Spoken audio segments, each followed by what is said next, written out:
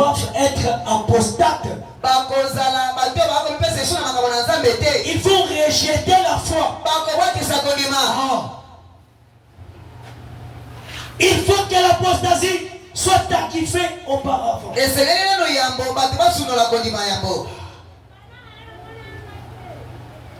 Et qu'on ait vu paraître l'homme du péché.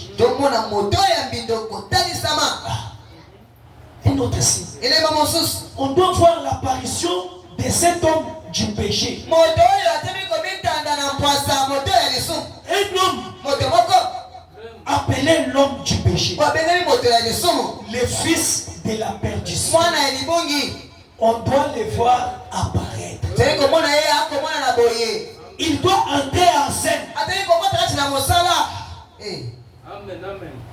L'adversaire qui s'élève au-dessus de tout ce qu'on appelle Dieu.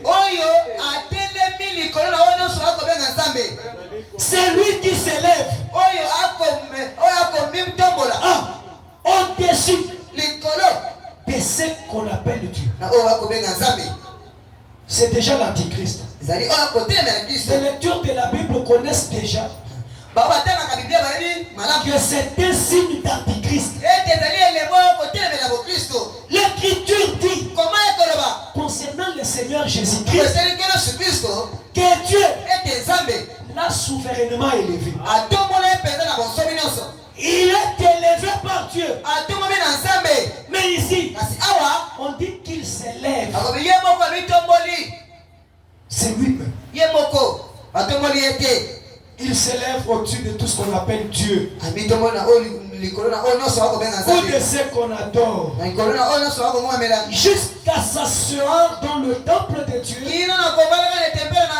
Se proclamant lui-même Dieu. C'est une prophétie biblique qui court vers son terme. Qui doit avoir lieu avant que l'épouse quitte la guerre. Un homme du péché doit apparaître.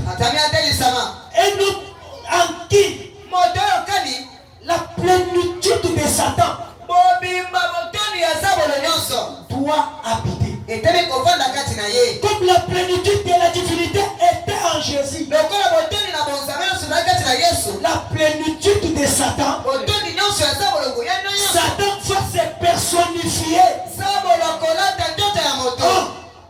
dans cet homme qui est appelé l'homme du péché, le fils de la perdition. C'est un homme qui s'élève lui-même au-dessus de ce qu'on appelle Dieu, jusqu'à aller s'asseoir dans le temple de Dieu, se proclamant lui-même Dieu.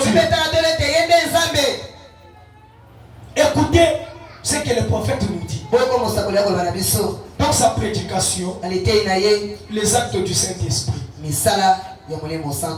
Au paragraphe 87e, la prédication du 19 décembre 1954. Écoutez, mes bien-aimés frères, les actes du Saint-Esprit. Au paragraphe 87. Je pense que l'un de ces glorieux jours